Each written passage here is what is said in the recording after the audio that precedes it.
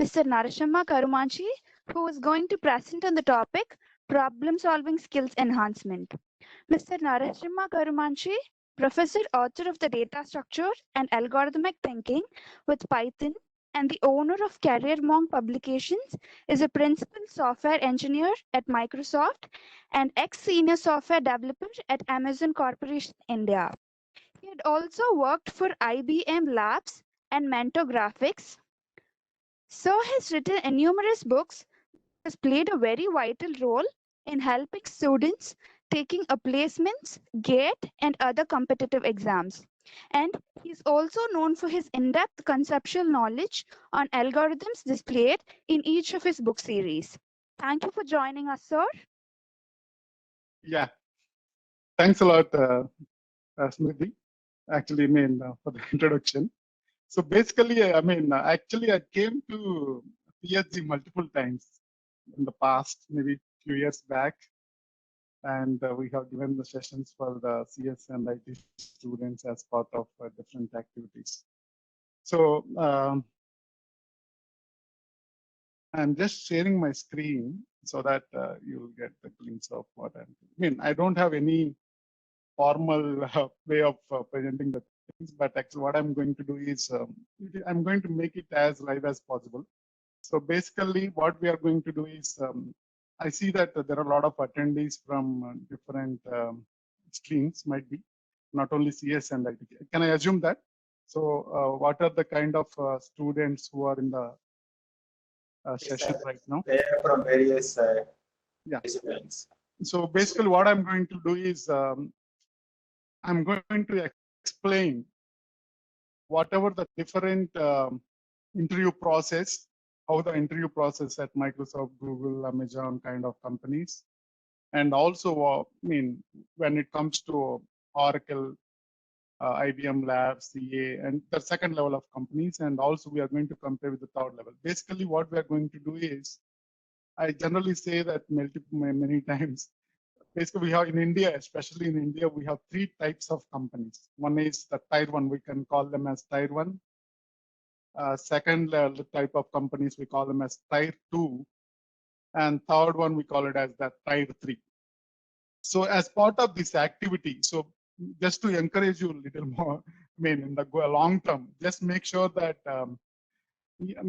my idea is, why people are running behind the product-based companies, especially like Microsoft, Google, Amazon kind of companies.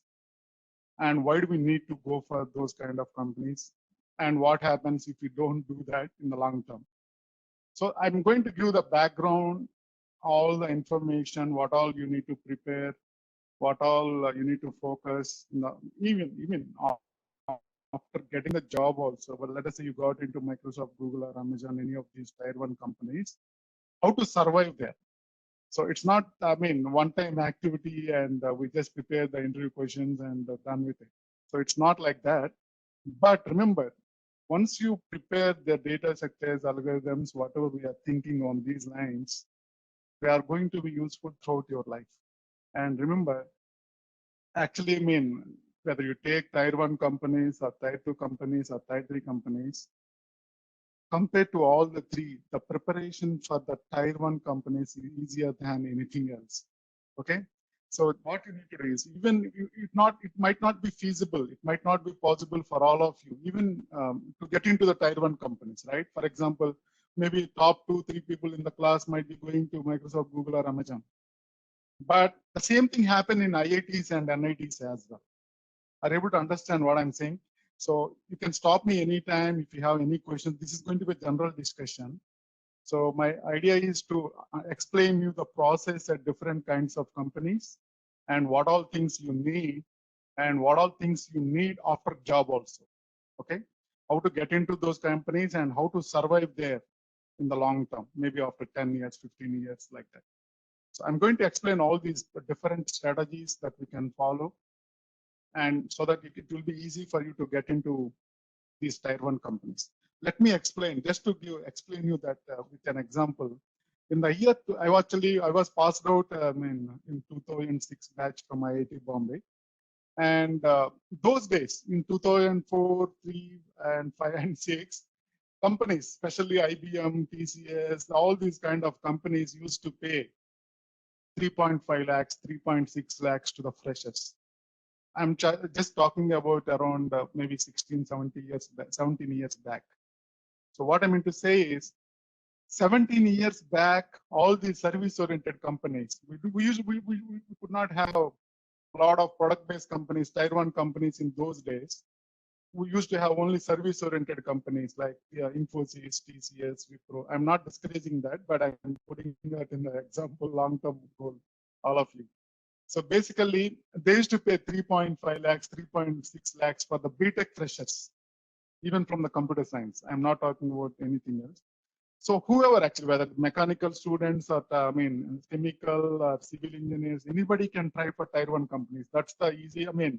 It's not a very rocket science to go into the tier 1 companies. We have to put that effort, but the effort is going to be, if you plan it well, we can do it actually easily. That's the ideal goal. So what I mean to say is, in 2003 and 4, they used to pay 3.5 lakhs and 3.6 lakhs. Now, last year, when I compared these data, actually, these statistics, last year data, they are paying the same thing, even after 16, 17 years. I hope you all know, right, actually, how much they are paying after coming to your campus. But ultimately, if you don't have other option, we have to go with that. There is no other alternative. But in the long term, with that 3.5 lakhs to 3.6 lakhs, are able to understand actually what I'm saying? I hope I'm audible. So basically what I was trying to say, let me share. So this is the content actually. So if you have, I'll close this and I'll share my video actually going forward. So this is the books. You can just click on this Career Monk YouTube channel. You can refer the videos, whatever I posted, all the related stuff, whatever is useful for you, especially you can see this. There are free, videos which I posted, how to be successful in your IT career, how to prepare for tier 1, tier 2 companies, and what are, few important things I try to share as part of this. The introduction to the big omega and theta, whatever these basics are required, actually I try to share. But you can just take a look at important videos, especially the types of companies and their interview process. How do they actually do the interviews and all that? Just take it just for the reference. You can use this actually going forward. And for code samples also, you can use this GitHub link and you can get all the information. So now having said that, so this is careermonk.com actually. Now I'm just stopping the sharing and let us go with, you can stop me actually, all the students, as long as you ask more questions, I'll try to give the background more actually. So I don't have any slides actually, because I do have the slides, but I don't want to use those slides. I wanted, this session to be very live. So you can turn on the videos and keep asking the questions. I'm okay with that. So basically what I'm trying to say, with this 3.5 lakhs to 4 lakh salary, if you are staying in Chennai or Bangalore or Hyderabad or Delhi or Noida, whatever, wherever, assuming that you're not coming under the tax bracket, let us assume you're getting with 3.6 lakhs, you might be getting 30 or maybe 28,000 or something like that. But for this 28,000 or 30,000 salary, you're going to put your complete energy. Whether you are working for tier 1 companies or tier 2 companies or any tier 3, the amount that the time you are spending for those companies is same. You're not going to get 36 hours or 48 hours per day, right? If you're working for tier 1. So the ideal goal is how to use the time efficiently by working. So now let us say tier 3 companies giving 3.6, even these days, maybe some colleges, they might be getting 4 lakhs or 5 lakhs, depends on that grading. But what if you will be getting actually out of 30,000 per month? So I'm sure, even if you're working for Infosys, TCS, or any of these companies, with 30,000, I'm sure you cannot survive once you get married. You both have to work to get into the, comfortable life. If any of your partners are not working, I'm sure this 30,000 will not make you happy anytime. And your parents have to send the money occasionally for your survival. Believe me that. Because all the insurances and a lot of things, renting, you don't get anything. I'm sure on that. 30,000, you'll be losses. You'll be in losses every month. Especially if you are staying in the tier 1 in cities like Chennai, all these 4-5 cities. Because even if you're a bachelor, if you're staying in the hostel, maybe 5,000, 6,000 is going away for that. And other expenses for traveling and all that 3,000-4,000 will go away. Hardly maybe you'll be sending for the parents initially before you get married. Hardly maybe 10,000 per month. That is the maximum if you are not spending. I mean, for your lifestyle, you can send maximum 15,000 to your parents with that salary, even if you are working for the top service-oriented companies these days. But same thing if you compare with the tier 1 companies like that, not these things, the tier 1 companies like Google, Microsoft, Amazon, all these tier 1 companies, the starting salary for them is around 25 to 30 lakh these days. When I was in the college, they used to give 5 points. Actually, my first salary was 5.2 lakh where I used to work for Microsoft. My campus placement was into Microsoft. And then that was my initial salary. But now these days, they are paying almost 30 lakhs even for the freshers, including the stocks as well. But now you can compare. So if you are staying in the tier 3 companies throughout your life,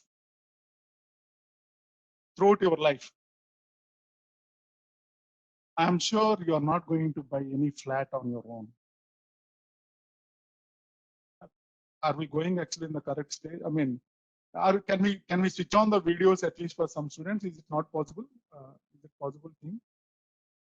I want to see the faces while talking. Is it possible, team? Panelists? Hello.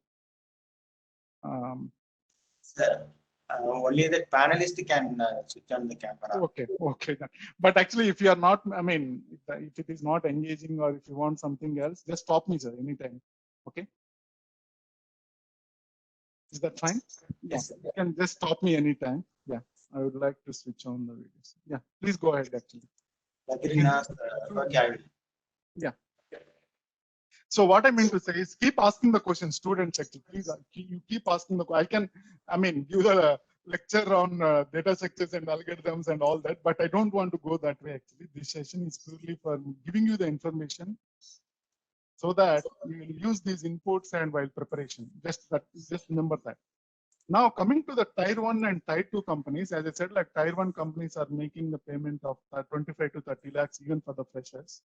And coming to the tier 2, they are paying around 12 to 20 lakhs actually for the tier 2 companies. That's the general thing. For example, if you go to IBM, they are giving, depends on whether it is IIT, whether it is NIT, whether it is IIIT, PSG, or CIT or whatever. So they are paying, depends on the college grade, they might be increasing 1 or 2 lakhs, but approximately, I'm just giving the figure so that you'll understand how the life will be after getting into these companies. Now, once you go to tier 2 companies or tier 1 companies, the preparation is going to be almost same. There is no difference actually. So whether if you prepare for tier 1 companies or tier 2 or tier 3, in fact, tier 3 companies, you have to prepare more than what we need to prepare for tier 1 and tier 2. Because in the case of tier 1, we need to prepare data structures, algorithms, little on design patterns and all this. But when it comes to tier 3 companies, along with these data structures and algorithms, you need to prepare quantitative, aptitude and all this, which is not required for the tier 1 actually at all. I never prepared quantitative and aptitude, which is not required. The GRE pattern is completely required for tier 3.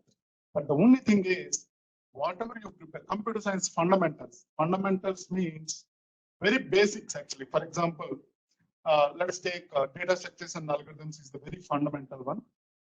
Along with that, you need to prepare operating system basics. When we say operating system basics, what all things comes under operating system basics, like memory management, process management, file system management. These three. That means how does the swapping works, how does the paging works, and all that. Similarly, some networking basics like OSI models, DNS. So I mean, as part of your 4-year course, you might have done some assignment setting up your own website. Let us say abc.com is your personal website. Try to do something like that. It will not cost much, maybe 100 rupees or 200. You can go to godaddy.com and pull the domain, whatever you like, and put all your information there. And as part of that, you'll understand a lot of things. How does the DNS works? When you buy the abc.com as your domain, how does the other people are identifying this is your website? How does it work actually? Those kind of things you need to understand when it comes to networking, like subnetting, supernetting, and all that. Those are the basics. But once you understand, once you set up your own website, the process of setting up that, once you understand that, things will be very easy for you. Why I'm saying all this? Because when you go to interviews, like Tier 1 companies, they will be giving some question. And if you have all these basics, fundamentals, these kind of things will give you some options while solving the problems. For example, let us say you went to an interview and they might be asking, how do you design McDonald's? Or how do you design KFC? When we say McDonald's or KFC, the major thing that comes under, other than the items, the one important thing that comes to our mind is, combo offers. I mean, if you buy this, you'll get this offer free. When it comes to coding, how do we implement these kind of things?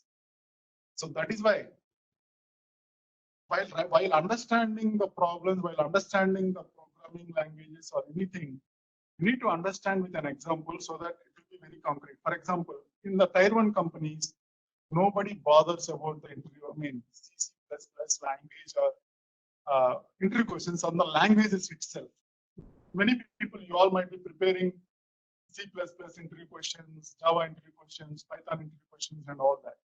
But for Tier 1 and Tier 2 companies, they never bother about the language itself. For example, in the recent, you might have seen my profile, right? Very recently, I joined Microsoft after working for other companies. And all the interviewers were using the C# in Microsoft. Most of them use C#. But I was into the Python. And in the interviews, I have written the Python code only. I have not written C# code or anything else because they don't bother. All they look at is they look at your problem solving approach and the logic, the algorithm. Algorithm means the step-by-step work. For example, if you want to go from Chennai to Delhi, you can go by bus, you can go by flight, you can go by train, you can go by car. There are so many options. The problem is same. The problem is going from Chennai to Delhi. But for the same problem, we have multiple options. In the interviews also, all the Tier 1 companies, what they're doing is they give some question. For the same problem, you might be giving some solution. Whatever you get actually as part of the interview. Understand? Once you remember, in the interviews, all the Tier 1 companies, they give some question. For the same question, they expect you to give multiple solutions, 3-4 minimum solutions. How do we get those kind of solutions? It is a simple strategy actually. This is the simple formula everybody can follow, even from mechanical. So why the books were successful? Because of this strategy, the pattern. What I did in every chapter of the books, what I did, to take some problem. For the same problem, I tried to give 4-5 different solutions by changing the data structure only. So what I meant to say is, let us say they gave some question, and for that question, I give some brute force approach. And then for the same problem, the same question, I'm going to apply the linked list. I'm going to apply the stacks. I'm going to apply the queues. I'm going to apply the trees, within trees, BSTs, balance minus trees, aerial trees, and all that. I'm going to apply the hash tables. I'm going to apply all the data structures, whatever we learned actually. That means the same problem we are trying to solve with different data structures. That is the meaning of data structures and algorithms analysis. Why do we need to analyze them? Because there are multiple solutions. If you want to go from Chennai to Delhi, what is the best way of going? Some people say that I go by flight. Some people say I go by car. But no, we cannot say that going by flight is the best solution.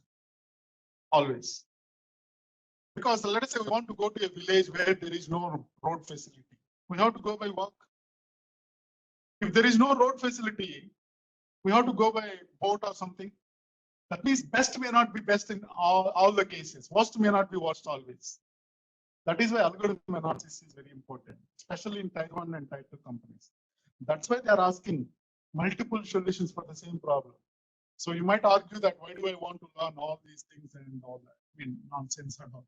But we don't know, right? For example, if you're writing the code on the mobile, where we have very limited CPU and memory. If you are writing the same code on very supercomputer, we have a huge CPU and memory, right? We don't have to worry on those things. But when we are writing the things on very small IoT devices or something, we have to think about all these, right? That means best may not be best always, worst may not be worst always. That's why for every problem, we have to get the motivation to use different data structures to solve that problem. So you don't have to worry so much on that. Once you understand what is a linked list, once you understand what is a stack, once you understand all these data structures, try to apply on the given problem automatically for every problem. You will get 3-4 minimal solutions. Remember, for any problem, this is the general strategy.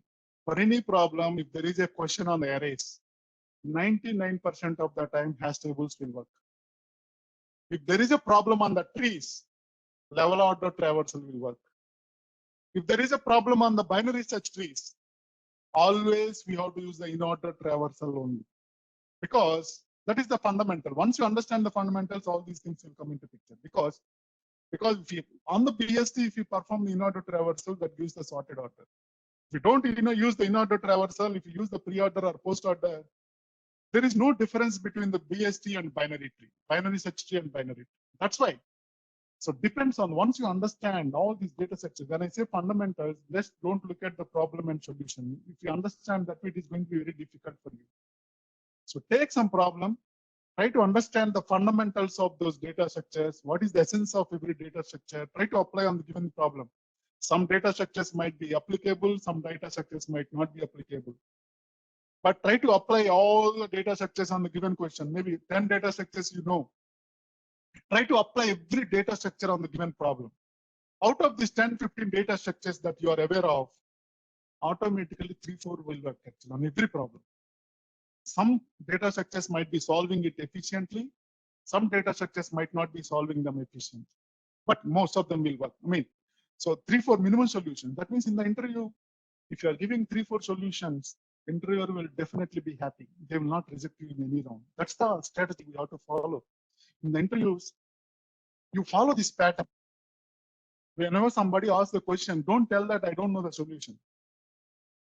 Keep applying. I'm trying to apply the stacks. I'm trying to apply the queues. I'm trying to apply whatever the data structure that you are aware of, right? So once you apply all these data structures, automatically the interviewer will feel that you are trying something. Make sense? So I mean, that's where even if you are not able to give the best solution in the interview, even if you are not able to give the best solution in the interview, they will not reject you in any round. This is fundamental. This is the pattern that you all need to follow actually during the interview, especially Tier 1 companies and Tier 2 companies. If you straight away say that I'm not able to solve, they'll reject you any round, right? Because in the Tier 1 companies, generally we have 4 or 5 rounds. In every round, follow the same thing. Follow interview process. Once you get the interview call, Tier 1 companies, Tier 2 companies interviews are very easy once you follow this pattern. Now, what all things to prepare? Actually, I have shared already the details in this video, right? Whatever that I shared. So try to use that and try to understand. Try to go through that video and try to these links. I'm not going to deeper actually, so you can refer these videos later on. But what I was trying to say is use this material, try to prepare well. And whichever language, again, remember, you don't have to learn Python, you don't have to learn Java, you don't have to learn C++, every language, whatever you see. No need of doing that. Just select one language, and go with that. But that language, you should be in a position to write the good code. And also during the interviews, while writing the code, make sure that you put the comments. Make sure that, and maybe because during the interviews, it should be a communication between the interviewer and you. So keep explaining what is your thought process. As I was saying, right, for the same problem, you are going to give multiple solutions. Keep explaining those things too. Okay, I'm trying to apply the stacks. Okay, it might not be applicable here. Okay, let us keep it away. Now I'm trying to apply the binary search trees. I'm trying to apply the hash tables. And keep explaining it to the interviewer. They'll be feeling happy for that. And once you finalize on one, so interviewer will definitely ask you to write some code for the selected approach. For that problem, you select whatever the language that is comfortable for you, whether it is C++ or generally I prefer Python these days because it is very easy in the interview, especially because writing the code in Python is so easy. Okay, and then once you select that language, you should be in a position keep practice them. So you select one language, either Java or Python or whatever you like. In that language, practice some questions, practice some solutions so that you'll be comfortable with the coding. During the interviews, we should not be thinking like what is the syntax for the main, what is the syntax for the functions, and nothing. Don't remember. Actually, remember again, one more thing is in the interviews, nobody will expect you to remember the class names and all the package names and all that. Nobody will ask you to, I mean, such kind of things in the tier 1 companies. Very fundamentals. Fundamentals means fundamentals. Only till the looping structures. Like if you take Python, how do we use the for loops, variables, and all that. Similarly, C language, C++, how do we use the variables, basic if conditions. That is enough actually for writing the good code in the interviews. We are not using new packages and libraries. We are using the very fundamentals of every programming language and just writing the code. That's what I'm saying. Whatever the language that you are selecting in the interviews, select the good language that you are comfortable with and practice some questions on that so that the syntax and all that will not be a problem in the interviews. Practice something on the online. Now, once you get into these kind of company, so what all things are required for tier 1 companies? Data structures and algorithms. So out of these 4 or 5 rounds, every round, one question will come on data structures. If you are a fresher. Once you get 4 or 5 years of experience or 5 10 years experience, they'll be asking some design patterns also. So when I say design patterns, so data structures and algorithms, they focus on a particular function. How do you perform sorting? How do you perform searching? Only for one function inside the class. But when we get the experience of 5 to 10 years or 10 to 15 years, they will be asking some design questions. Design questions in the sense, how do you design movie theater? How do you design KFC? How do you design grocery store? Something like that. That means, how do you write the classes? How do you write the objects? How do you create the objects? How do you interact? How do they interact? That means, if you want to create a theater, if you want to design a theater, we have to think first about the seat, and then the row of seats, and then how many rows. Similarly, the projector, all these kind of things, different objects we need to think about and just present it to the interview. Again, remember, in the data structures and algorithms, we have solutions, multiple solutions. But in the case of design patterns, there is no fixed solution. Everybody can come up with their own design. The only thing that we can do during the interview is we just need to communicate with the interviewer so that we have to make him comfortable with our design. So there are in the industry, there are types of design patterns, but not at this stage. You might be feeling very difficulty in understanding them, but just remember that once you get some years of experience, you need to focus on the design patterns also. System design also there, but actually at this stage, you will not be able to understand. So what actual system design is nothing but how do you design YouTube? How do you design WebEx? So these kind of things, system design, because they work at very high level of scaling. So there are different concepts that comes into picture once you design these kind of things. For that, there is a separate book, System Design Entry by Alex Liu. Actually, you can just make a note of that. So, but in the long term, actually, not at this stage. As a student, you might be feeling very difficulty to understand that. But that's the essence, actually. Once you get 4 or 5 years of experience, or more than 5 years experience, you need to remember that you have to prepare the system design entry questions also. Now, since you are a student, being a student, they don't expect you to go with the design, system design, and all that. So very fundamentals, operating system basics, networking basics, some programming language you need to select, especially the OOPS language. I prefer Python or Java, mostly Python, and data structure and algorithms. And coming to the other one, So there are a lot of things are happening, right? So you just need to keep understanding how the companies are moving in terms of technologies. For example, these days, everybody knows about GitHub. So similarly, there are a lot of other technologies like Docker containers, Kubernetes, Docker container orchestration, similarly, Jenkins jobs. How does the companies, how does their book, for example, if you are writing code, how the review process works? How does the existing code, whether, how are we making the changes to the existing code? If you are breaking anything, how does that work actually internally? How the companies are checking that? So that is what we call them as CI/CD pipeline, continuous integration and continuous delivery. So there are tools for that, like Jenkins jobs, Azure DevOps. So these kind of things, no, you don't have to get experience in that, but try to understand what is that, what is DevOps, what is big data, what is cloud computing. I mean, what are the technologies that people are using, so that you can put them in your resume and try to, explain them during the interview. Especially that is useful actually as a student, and that is also useful for your career, progress as well. If you have the basics, if you have some knowledge about those technologies, it will help you in deciding that area that you want to decide. Because these days, a lot of the projects are going on the big data analytics, data visualization, and all these, right? So that's why understand what the industry is requiring. Not just these days, a lot of people are still, actually, I see that a lot of colleges are still going with C++ entry questions and all that. But industry is way different from what you are preparing now. That's why I'm saying Python, go with Python preferably. If you are not able to understand Python, you can learn Python in 1 hour. No pointers, nothing, just dot, that's all. Everything will work. Okay. So just keep all this in mind.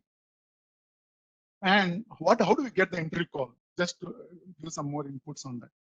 And remember, no need to worry for that at all. Just in my opinion, because for example, let us say you're going for an exam. If you prepare so well, if the preparation is so well, do you think that the paper should be easy?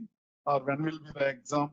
How will I perform in the exam? Do you think all that? We generally don't bother about all that, right? So that means you'll get that confidence. Once the preparation is so good, you'll get that confidence saying that, okay, whenever the exam, what will be the date? We are going to perform well once your preparation is good. Similarly, same thing will work for entry preparation also. Once the preparation is so good, once you are confident, no need to worry whether I'll get the interview call, whether it is tomorrow or day after tomorrow. You don't need to worry for that. Just be confident and keep practicing. That's all. But how do I get the interview call without applying? So these days, you can use the LinkedIn as the major source of entry calls, especially for Tier 1 and Tier 2. Because every company, Microsoft, Google, Amazon, everybody is putting a target for the HRs, saying that don't go to colleges, get the experienced people from LinkedIn itself. They're putting a target of 25%, 30% from the LinkedIn or any other online portals. How do we get the resume shortlisted as if they are searching the profiles online? That is where in your resume, try to put all the recommendations, try to put all the keywords like big data analytics or IIT, IIIT. So you do something out of that. So how do you put the context in the resume? Since the PSC college is a very good college, no need to worry so much on that. But still, if you get an opportunity to do some project in the IITs or IIITs, or if you might have attended some tech fest, attended a tech fest in IIT Bombay, or attended tech fest in IIT Madras. Put those kind of things so that your resume will also have IIT tag, so that it will come in the resumes, in the search results. So like that, you attended, so you have taken a course on big data. You have taken a course on ML, machine learning. You have taken a course on data section algorithm. Put them in the resume. So you have taken a course from somewhere else. Put that actually IIT tag or whatever NIT or whatever you like. So the keywords are important if you are applying online. So use those things. Use your seniors. Use your LinkedIn. Keep applying for the companies whatever you are interested. Get the interviews will come definitely. Okay. Any questions as of now? Any questions? Any questions? Team, students? Okay. I think there is some chart. Okay, that's no. So generally, actually, yeah, this is a good question. So someone is asking, how does the Tier 1 company select the candidates? Whether they go by the best, colleges, or they go by the best profile, or they go by the extracurricular activities and all. Most of the time, Tier 1 companies, most of the time, they initially start with Tier 1 company colleges itself, like IITs and IITs, PhDs and all that. But remember, even if the Microsoft or Amazon or Google goes for a campus placement, if the class has 62 students, Microsoft is going to hire only 2 or 3. Google is going to hire 2 or 3. Amazon is going to hire 2 or 3. That means even from IITs, even from NITs, even from IITs and other colleges, everybody is not part of Tier 1 companies at the first attempt itself. Just remember that. What I mean to say is, but if you take an average of 5 years, after 5 years or after 10 years, how many of them are in the Tier 1 companies? 99% of them, they will be in the Tier 1 companies, especially from these colleges. That means we have to target for offline campus more. That means even in the MIT, if you go to US, even in MIT, Stanford, or everybody will not be part of the Tier 1 companies at the first attempt itself. Some might be part of that. But if you take average after 5 years or 10 years, everybody will be there. So what I mean to say is the consistency of the preparation is more important than your percentage or extracurriculum. Just generally the Tier 1 companies, extracurriculum activities, they don't bother, but technical extracurriculum activities, they bother. So for example, you might have good rank on CodeChef. For example, you might have a good rank on CodeJam, Google CodeJam or whatever. So if you have those kind of things, put them in the resume. They are going to give weightage for that. But my suggestion is try to use your seniors, try to use the LinkedIn as much as possible. But before that, preparation should be very good. Major problem in India is we have limited Tier 1 companies who can pay more than 30 lakhs for the freshers. And we are targeting for that. Even might not be in 1 year. Put a target of 2, 3 years, 3, 4 years. You can just do it easy, very comfortable. Preparation is very easy for Tier 1 companies. Just the basics. Just refer the videos, whatever I posted there, and that is going to be very easy. Okay, and that's what I'm saying. Try to fill. You means if you look at your movie actors or movie heroes or whatever, what they do the branding, right? So you take the cricketers or whatever, they do the branding. The branding means our profile. Actually, as a profile or student or employee or software employee, whatever, we need to build our career. We need to build our profile on the LinkedIn or somewhere. So that somebody looking at profile, they might feel that, okay, this is good and it is just for fun. How do we build the profile? That's what I'm saying. Do some course. Apart from this preparation, data structure algorithms and computer science fundamentals, do some course on data science. Do something on CodeJam or CodeChef or wherever. Get some rank. Keep practicing them, and do your blogging. Keep publishing some articles, whatever you want. Keep publishing them online, free, or LinkedIn, or you can post it on LinkedIn itself. Those articles, you can put them in your resume. So do something. And similarly, you get the project done in some other college. You organized your tech fest, and you did something in other colleges. Put, if they are good colleges, in the resume itself, and put them in the LinkedIn itself, so that the branding of the profile slowly will build up. So in the long term, that's what I'm saying. Why people are rowing around IITs and NITs and PhDs, all these colleges, because they have that branding. Once you have that brand to your profile, once some IIT comes to your brand, once Tier 1 companies like Microsoft, Google, Amazon, if this comes to your brand or profile, throughout your life, they are going to be useful. Next time when you want to change the job, some Microsoft, Google, Amazon is there on your resume, people will call you easily. That's what the branding that I'm referring to. Do something on your profile. Try to get some brand to your profile that gives confidence for you throughout your life, not only for the first time. Okay? Just try to do all these kind of things. And remember, coding is the easiest job in the world. Right? Actually, if you know what need to be done, just for loop and all these if conditions, such conditions, right? Coding is the easiest one. And since people are not practicing it, people feel it. But coding is the easiest job. You select any language. It's a matter of syntax, right?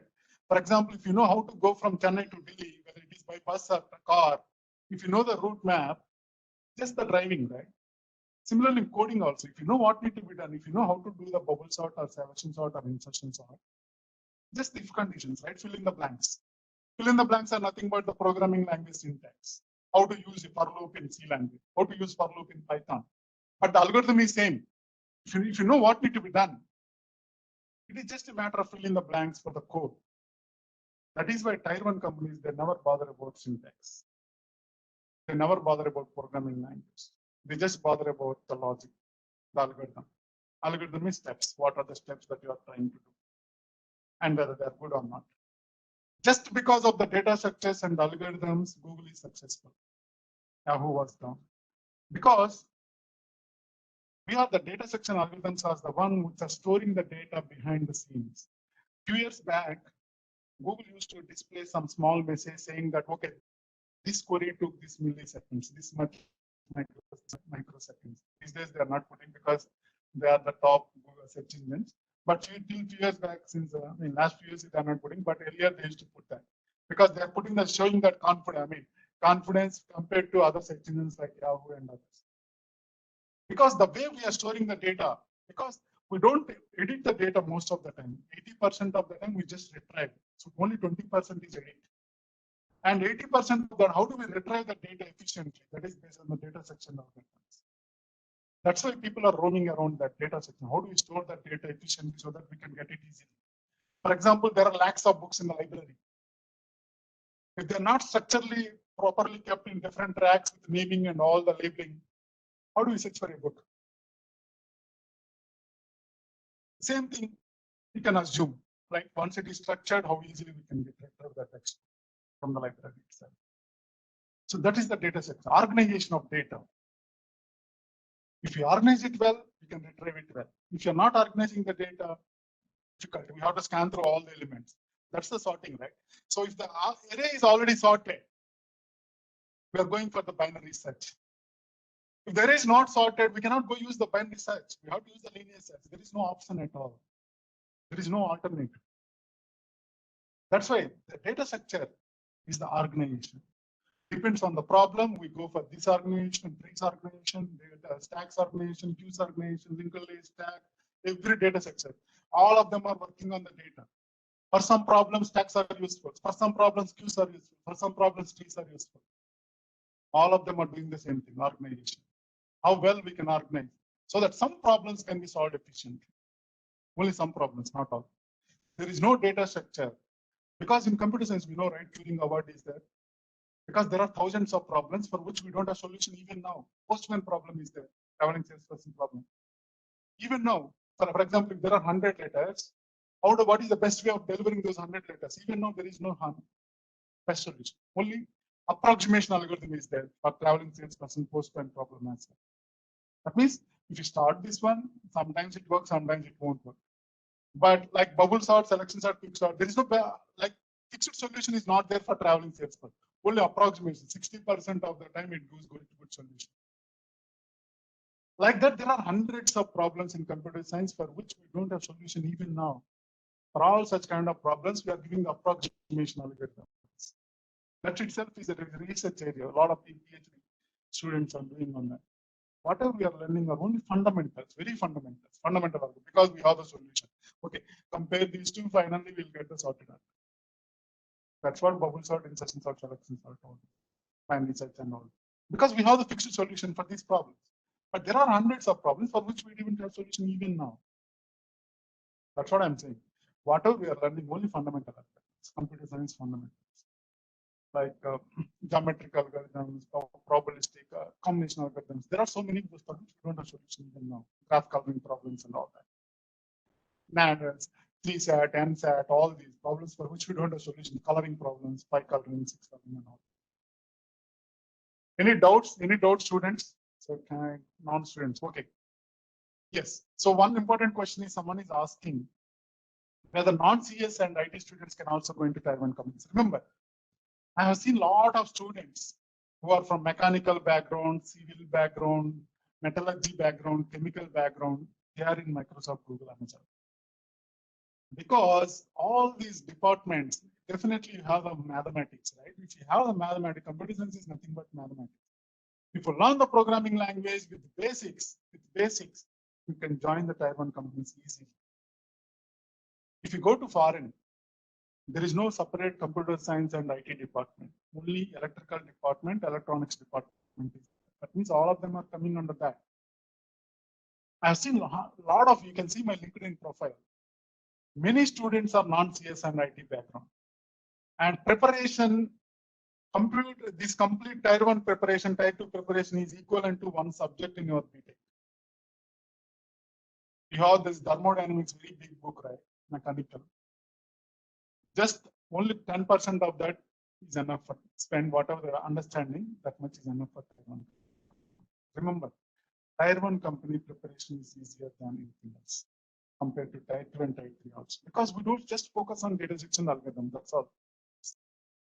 And also along with that, select some scripting language also, like Python scripting, shell scripting, Paul scripting. I prefer Python because it is a scripting language and also OOPS language. So that, why I'm saying, because by solving some problems, it makes life easy. It gives different ideas. Are you able to understand? And the difference between compiled languages and scripting language, interpreted language. Why? Because, for example, if you take Airtel or any other, monthly they give some packages. Okay, this package this much. How do they come up with it? In the background, they run algorithms. So Airtel actually, if you look back, are we running out of time? Is it okay if we spend 10-15 minutes more? Sir, no issues. Yeah. So yeah, 10-15 years back, Airtel was in losses actually. Now they are in very good profits just because of the data science and all. Why? Because just let me give you an example. Those days, Airtel was in losses. IBM went to Airtel, said that, okay, you don't give any money for us, but we'll make your company profitable. And then just give the share in the profits. That's what that was the deal. And then they ran some algorithms on all the customer profiles, whatever the Airtel has. They took the data, Airtel did some analytics on that, data analytics, data science, they performed some algorithms on that. Finally gave this some interesting data for the Airtel, saying that, okay, those days, if you go back 10-15 years back, 15 years back, everybody used to pay for incoming calls also. I'm not sure whether you remembered or not. People used to pay for incoming calls also. So people used to scare actually for lifting the call those days, because they used to charge 1 rupee, 2 rupees per minute those days. Now, and the rupee value is higher when compared with these days, right? Now, what IBM said, no, don't do all that. Give unlimited package for 500, unlimited per month. Give unlimited packages, unlimited data for anyone. Just make the base price as something.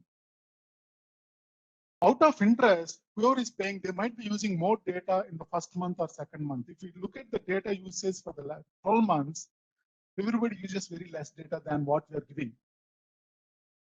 Initially, out of interest, very few people, 1% might be using more data, but leave them actually. But remaining 99% of the customers, even if you give 1000 GB, they are going to use 100 GB only. First month, they might be using 1500 GB. But if you take the average off, 1 year or 2 years, they don't use actually they use less than 10%. That's the strategy they followed. And they came up with that strategy, and then they rolled out a lot of packages. People came back. That's the success story there. Similarly, what I'm trying to say, so once you prepare, so you can just refer these. Somebody's asking what is the competitive start. So first, actually, what I mean to say is you select depends on the language. This is the C version, Python edition, and Go edition.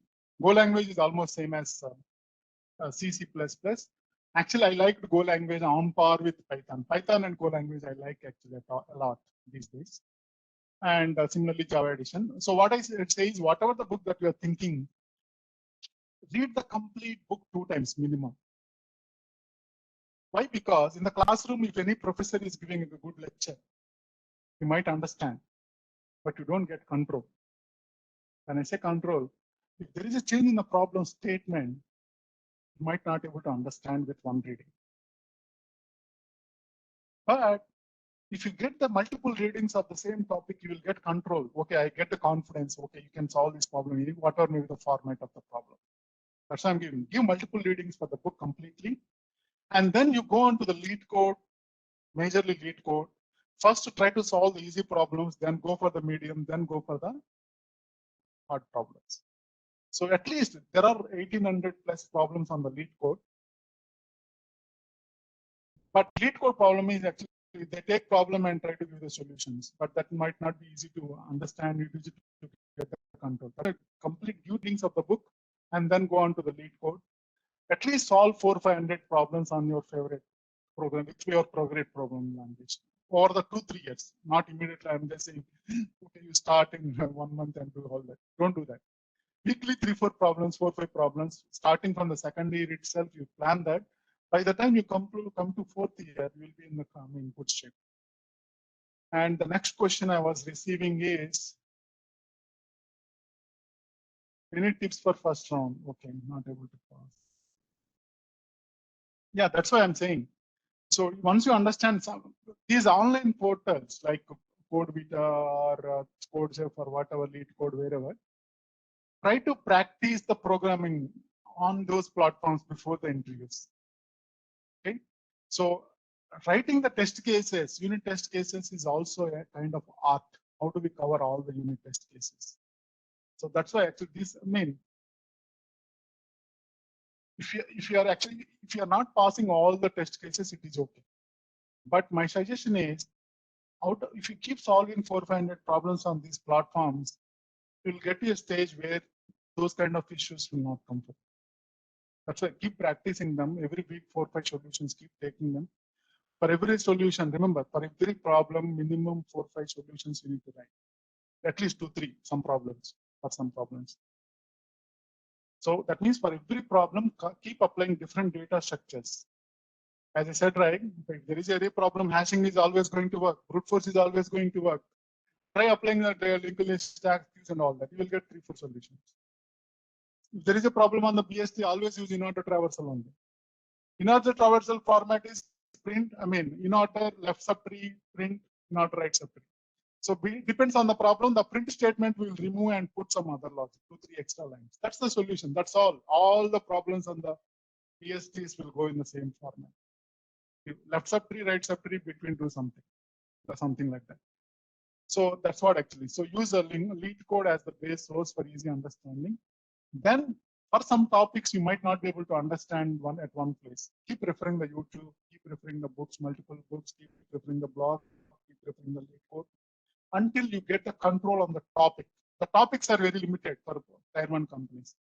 So keep referring multiple sources until you get the control on the topic itself, then go on to the implementation. Make sense? Okay, what will be the interview process for tech internship in management consulting companies, McKinsey and all that? Mostly they go by, I think, GRE pattern only. And also, most of these Tier 1 companies, there is no difference between the actual interviews, final interviews, and the internships, job interviews and internships, almost same. The only thing is, if it is interview, if it is internship, slightly they focus on the profiles who are doing their related work. Actually, for example, if somebody is doing MTech, if somebody is doing the data science or machine learning areas, they will pick up those profiles from different colleges. That's what happens generally. Similarly, in any consulting companies also does the same thing. Whoever is working in the special areas, they generally focus. And also try to get good recommendation letters from professors who have influence in the industry. Try to add them in the resume. Okay? So this is part of the actually compiler design. So writing the new language is so easy.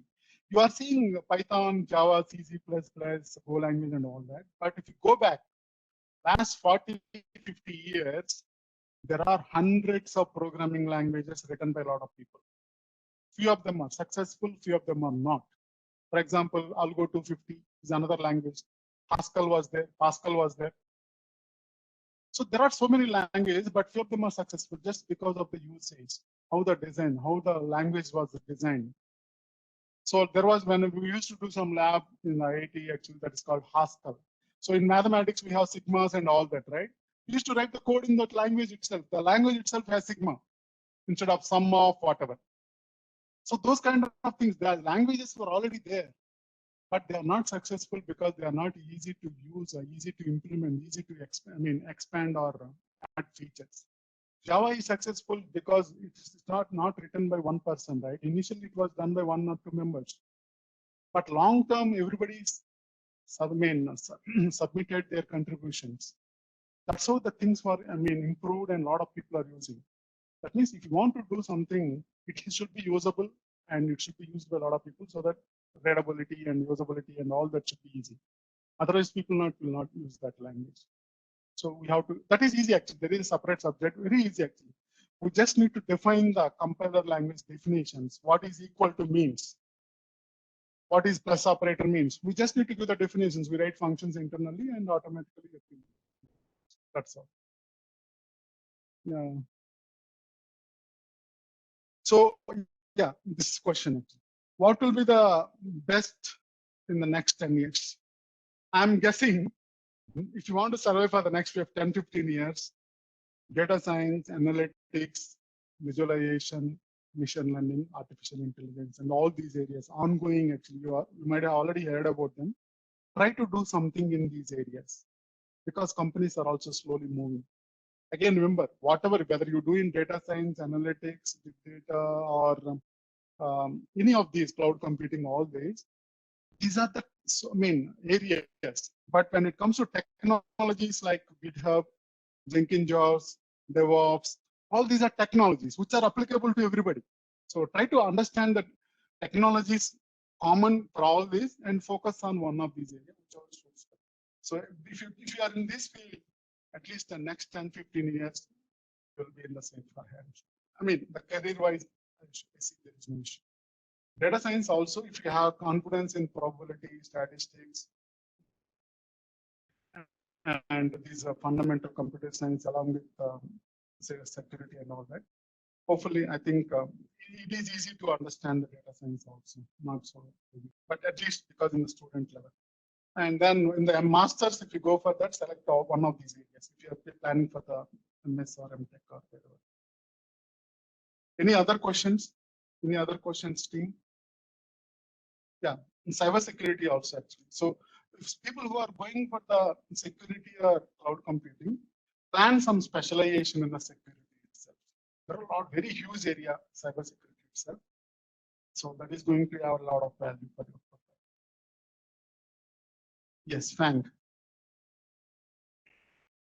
So now remember, as I said, like my books are also successful just because of the Frank companies only.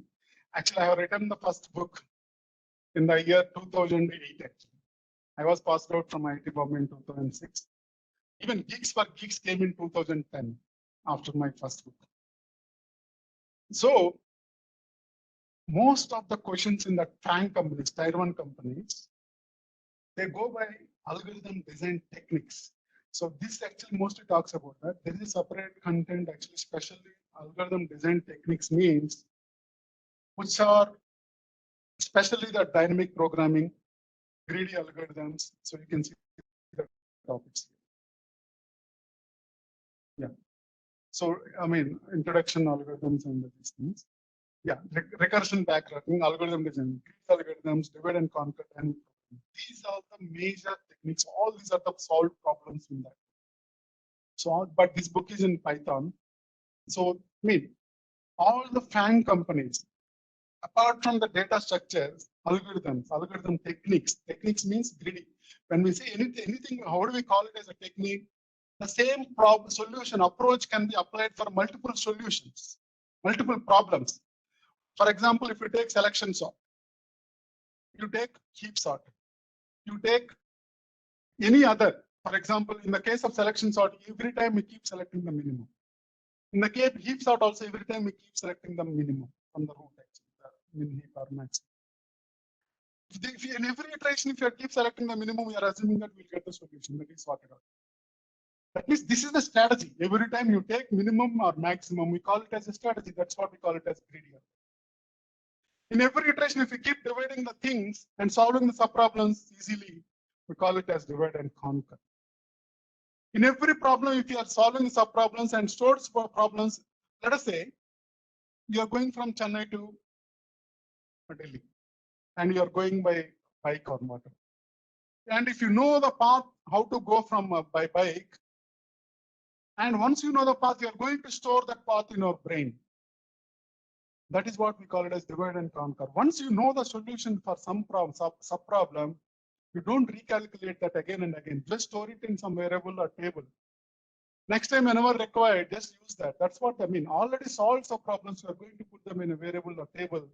That's what we call it as memorization. These are all techniques. So techniques means same problem. So the greedy algorithm technique can be applied for all these problems. Divide and conquer technique can be applied for all these problems.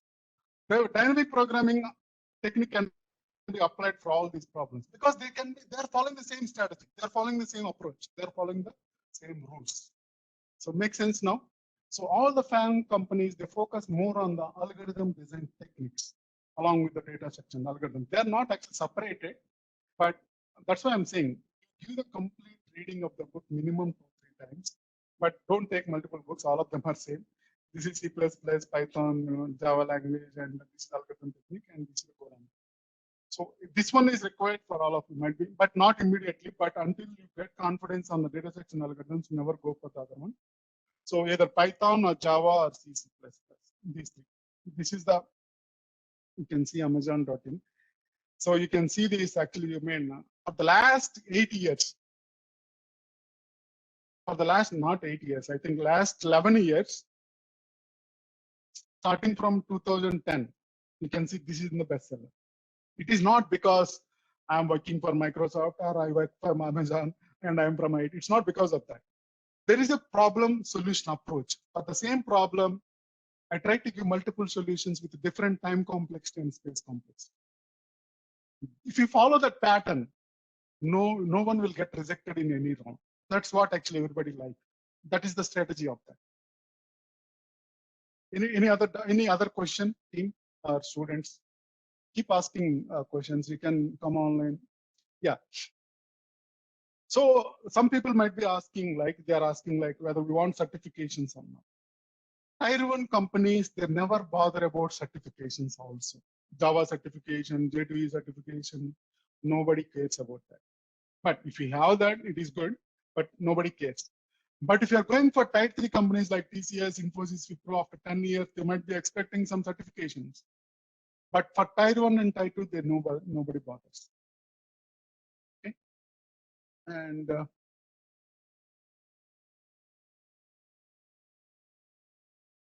anything else? How do we prepare use data sets algorithms? So actually, it is the approach, right? Whether it is electrical or mechanical, programming coding is only syntax. You just finalize the algorithm. Okay, what is the process for doing the solution, for writing the solution? You might be having, for example, in the bubble sort, okay, take first two pair, compare them. How do we compare them? Depends on the language, we compare differently. But the comparison is common for all languages. That's what we call it as algorithm. Step by step, for solving the given problem. Set of instructions for solving the given problem, we call it as algorithm. Algorithm is common to all the languages. And if you want to write the code for that algorithm, we call it as solution, or we call it as whatever you like.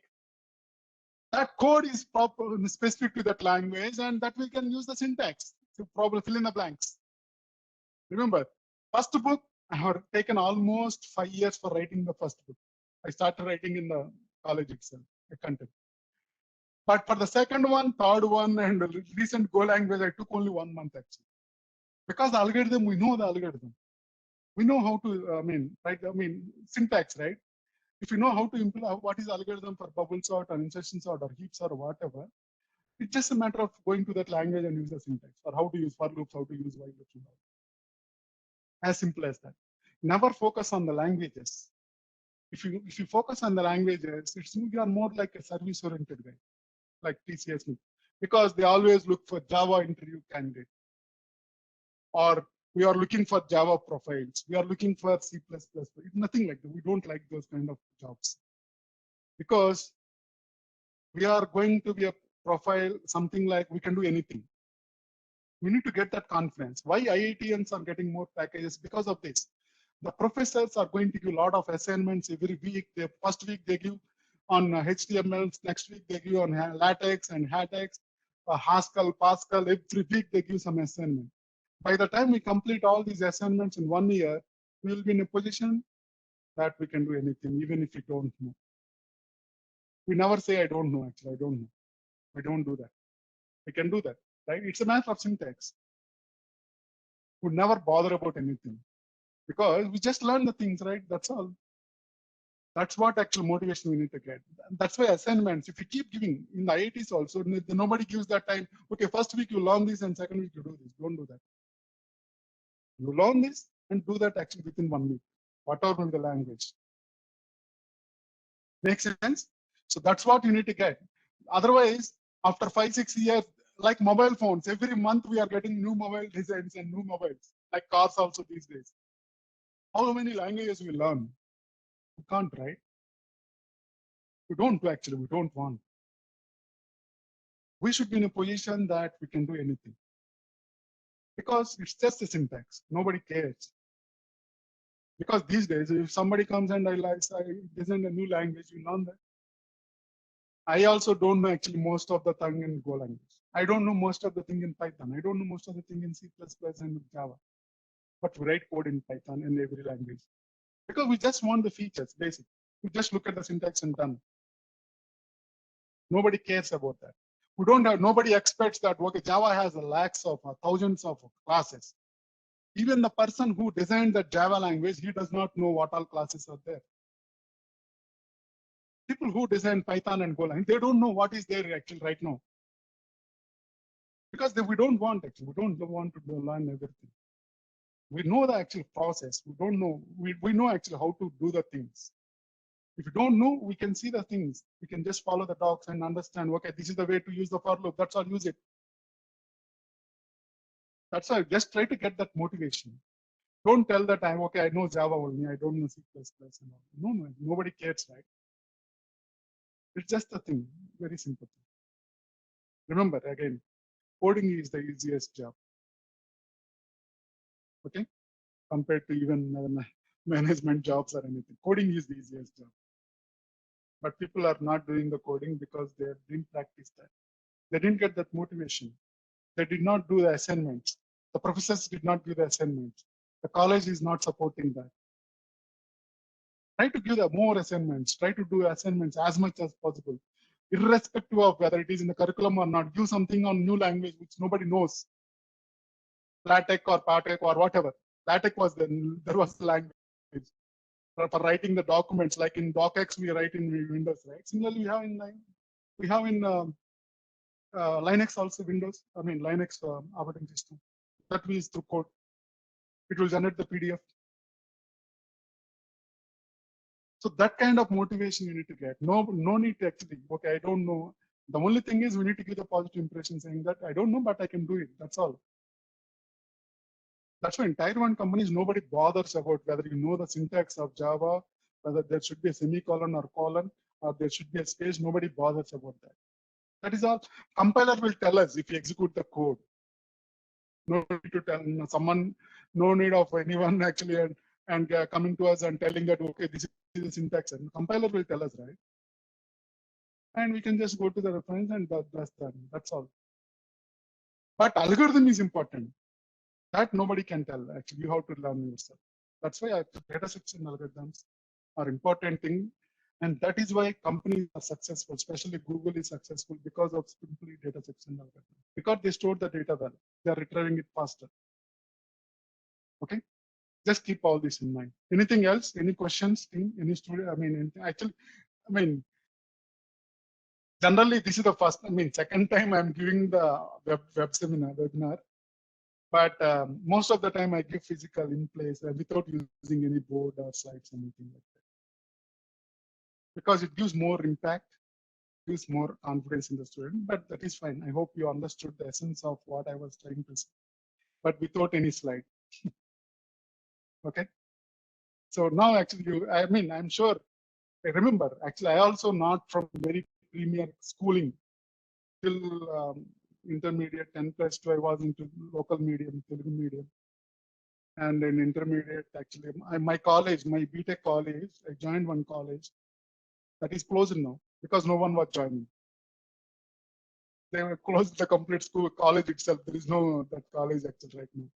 So that from that stage actually it came. That means, but the effort whatever I kept was consistent. I never dropped my effort actually. I kept on reading. That's how it helped me actually. So very rural college. I went to IIT, and then from there onwards everything changed actually. I never thought I'm going to do this. And remember, whatever I did, whatever you are seeing on the screen, this is all only Sunday, Saturday activity. I never resigned from my job. Only Sunday, Saturday, I used to focus on the career mode, as books. Okay. Just look at the video, these videos once, take help of them. And a lot of PhD students, PhD IT also there, right? PhD Tech, I think PhD Tech, right? So I came to your college, I remember. CIT also I came multiple times in the past. And KGIST also there, right? Coimbatore also I came. But a lot of college, I actually have a lot of association in Coimbatore. I went to almost 3-4 colleges and I gave a lot of such sessions. But remember, it is all your hard work. Keep the hard work consistent. Never get it down. It is going to give the results 100%. Only with the hard work I could do this. No intelligence. Intelligence is not required. We don't want to become another Einstein or something. Right? If you have that IQ level, if you have that intelligence, we'll be becoming another Einstein or something, other scientist or something.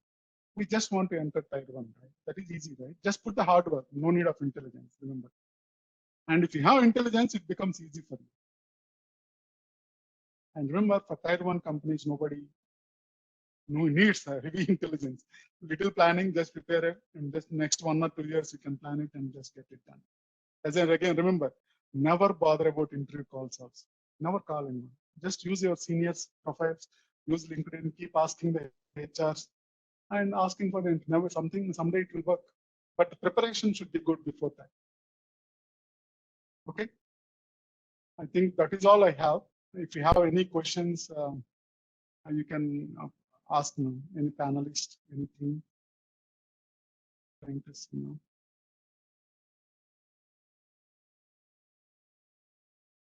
Stop sharing.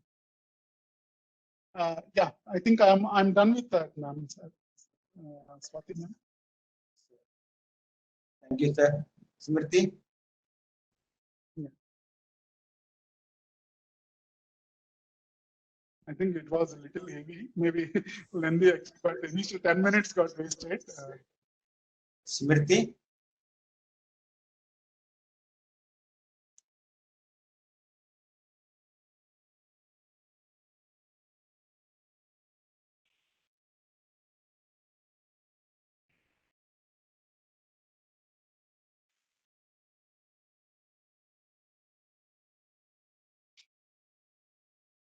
You see this actually, sometimes you might not be sending messages to me on LinkedIn because I'm getting so many requests.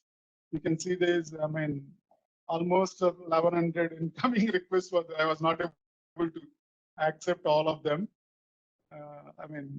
That's why, but actually you can post me any query actually on the WhatsApp or whatever. Okay, you can post me on anywhere. So these are the places that you can think of. I think that's all from my side. Smriti? Sai Krishna? Yes, sir. Yeah, formally you can propose the word. Okay. Thank you, sir, for your esteemed talk. Like we got a lot of valuable insights from your speech. It was, we thought it would be more of a session focusing on some particular algorithms or something like that, but this was more valuable than what could have. Yeah, actually, I could have given the taking some problem and giving 3-4 solutions, 2-3 problems we can cover in 1 hour. But I thought of making it generic, right? So 1 hour actually we cannot go with actual problems and solving. Yes, sir. It's not much useful for them. So I thought of giving general. Yeah, I think you have inspired a lot of us. Like even in the chat, like a lot of people have said that I will crack it and I'll definitely do it. So thank you for your time, sir. Thank you a lot from the coding club. Yeah, thanks a lot, team. So keep practicing it, but keep a long-term goal for the students. Keep a long-term goal of 2-3 years. Remember, actually, whatever I said, even in IITs, everybody is not part of tier 1 companies at the first attempt. So plan it for the long term. Okay. Happy learning and all good luck for all of you. Thank you so much. Thank you. Thank you, sir. And we hope to have a full-on session with you, sir, like a full-on workshop in the future, if COVID restrictions go, or even in offline or anytime. We'll, yeah, sure. Thank you. Thanks a lot. Thank you. Thank you, sir. All the best. All the best for everyone. Thank you, sir.